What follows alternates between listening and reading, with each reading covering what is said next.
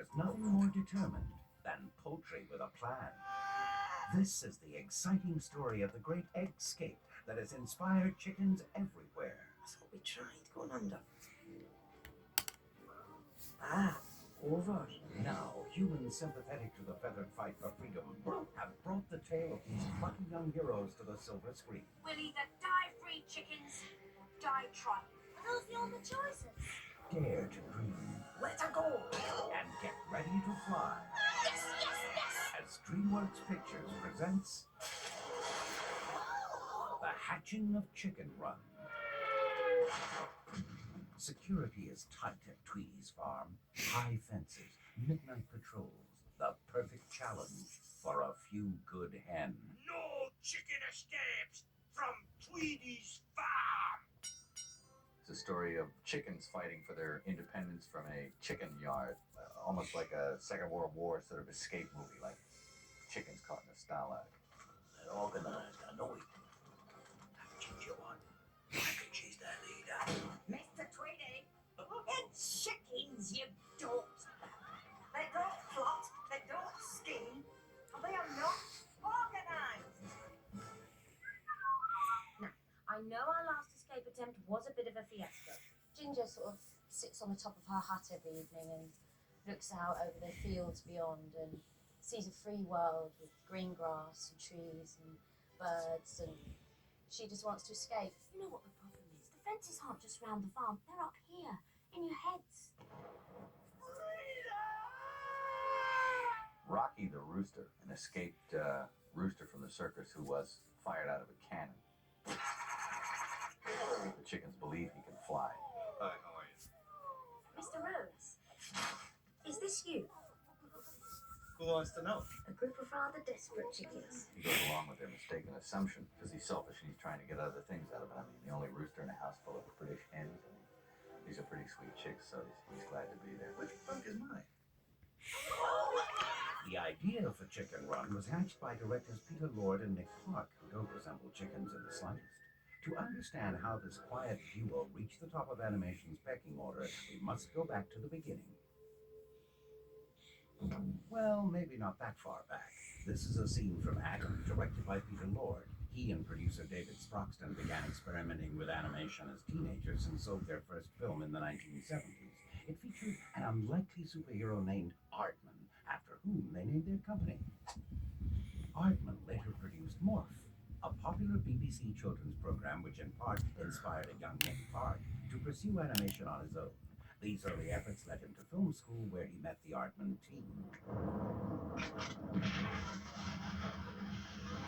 Park showed them unfinished scenes of a cheese-loving inventor and his dog who go to the moon on holiday. And of course, they immediately saw this was extraordinary talent. So they helped Nick finish his first movie. And in a way, Nick became the third leg of the Aardman enterprise. A Grand Day Out introduced Wallace and Gromit to the world and was the first Aardman film ever nominated for an Academy Award. Let's have a nice hot cup of tea. Sadly, it would lose to the second Aardman film ever nominated for an Academy Award, Creature Comforts, also directed by Nick Park. We don't like potatoes, we like meat. But even as Aardman continued to take clay animation to new heights with their innovative shorts and TV campaigns, one challenge remained. People approached us a long time ago now, probably since the first Oscar, we were approached to do a feature film. It was really because of the amazing perseverance of Jeffrey Katzenberg and his total and unequivocal commitment and passion for these guys and this project.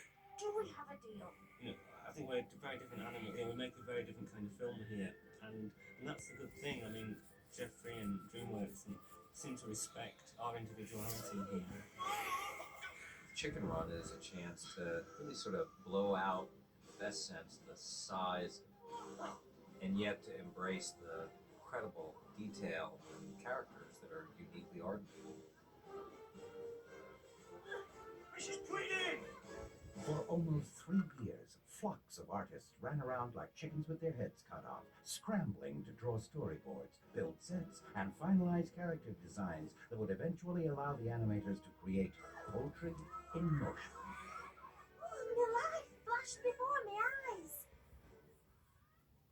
was really boring. Voices have always been very important to us, and our kind of filmmaking, you know, our acting, of the animation of the character, it is inspired by and based purely on the actual voice and all the different little tricks and turns that the voice does. I'll teach you to make a fool out of me. Tony Haygarth plays Mr. Tweedy, the most hand-picked farmer in all of Yorkshire.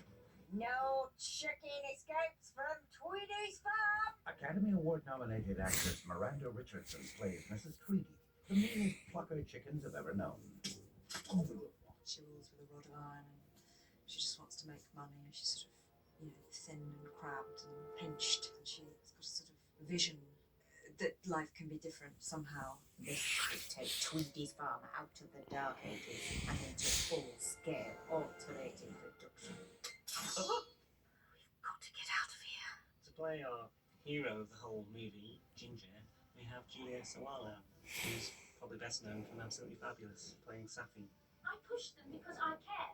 Something I wouldn't expect a lone free ranger to know anything about. Hey, if this is the way you show it, I hope you never care about me. I can assure you I never will.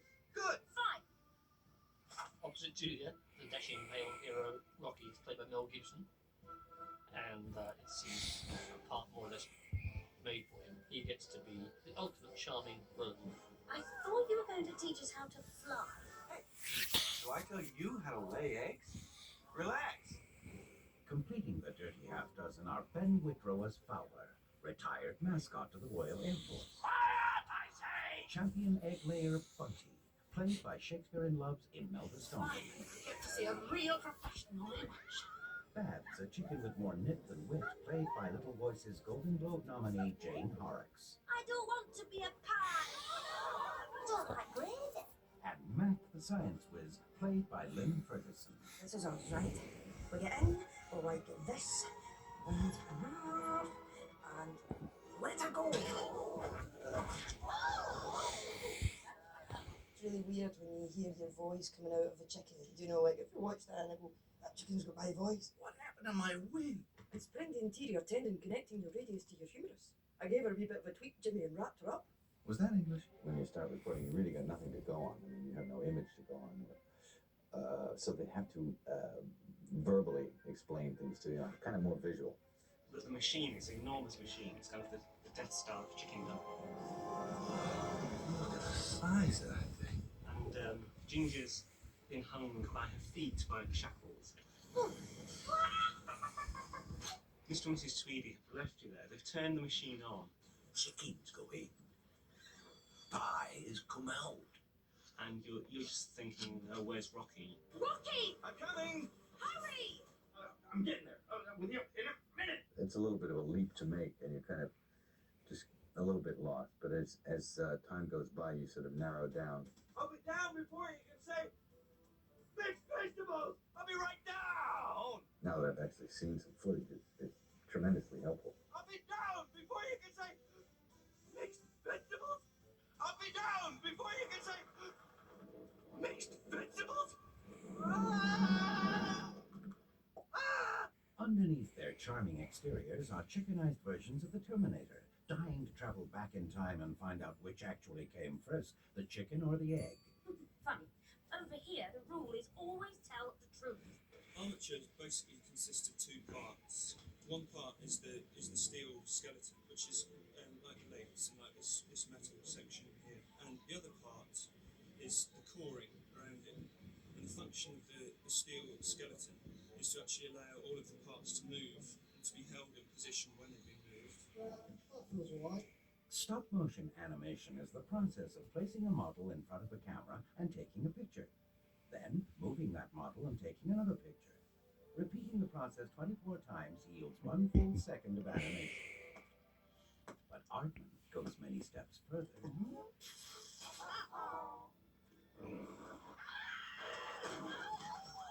State-of-the-art cinematography and production design allow the filmmakers to shoot animation as if it were live action, bringing the viewer fully into the miniaturized realm.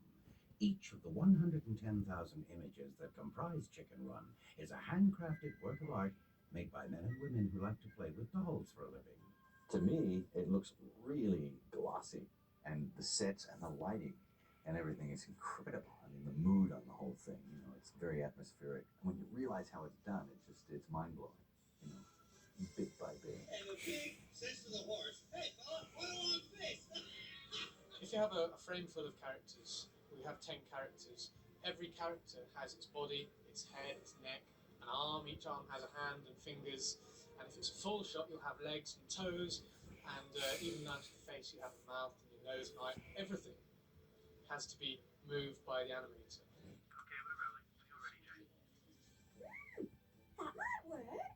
Each line of dialogue is broken down into individual syllables, and plasticine mouths are created for each character to represent the eclectic sounds of their performance.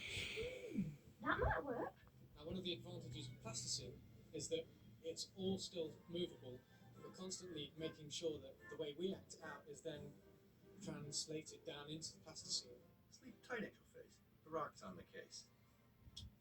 We quite often rehearse on video with ourselves, and it's so much easier and more straightforward to get in front of a video camera and practice it and see how it works. Oh, that's it. Present your witness manual for Gregory. And Sujo.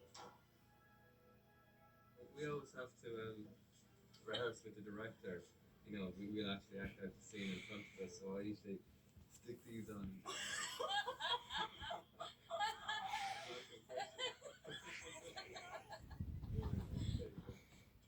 Alright, Scotland. Scotland. What really distinguishes Aardman's work, not so much the dialogue or the action, but the expressions. The eyebrow that goes up, the eyes that have that quizzical look, the frown. And if someone who does it has to be a real artist to pull it off. We have probably 5 or 6 months of rehearsals beforehand to try and get the characters working, get really used to them, because you've got to convince the audience that this lump of plasticine they're watching is actually feeling these emotions. Oh, face the facts, ducks. The chances of us getting out of here are 1,000,000 to 1. Then there's still a chance. Oh, that was brilliant. Look out for her eyes. Excellent. She's just trying to salvage the last bit of pride she has, really. I love the scene with Rocky and Ginger on the rooftop. You know, that hill is looking closer tonight than it ever has before. That little small moment, you know, I think is the heart and soul of the movie. It's the turning point. After years of hard work, the finished film finally began to take flight. In the quiet night of the event of an emergency, put your head between your knees and Kiss your bum goodbye.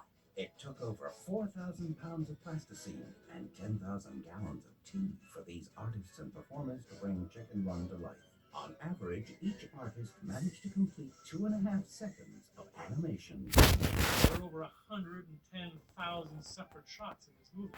Think about it. It's over 110,000 separate shots. If you appreciate the complexity, you are overwhelmed by the achievement. And I think that I'd like to see people come away with an amazing sense of wonder. What I take away from it is a sense of satisfaction that art has been created. There's something really quite remarkable here. Oh, see, I know the poor authorising the hot. A good scene with all the great efforts of the animators and the model makers and so on. When all parts come together, it's so much greater than the sum of the parts. That's the lovely thing about filmmaking. just go with the flow, pal. Let it go. I find as a filmmaker, when you get that buzz, you just know what you're doing is going to be good. You know, and everyone who's working on it is very much giving us those feelings at the moment. They seem to understand, you know, they can make that stuff live, which I find, you know, the real gift.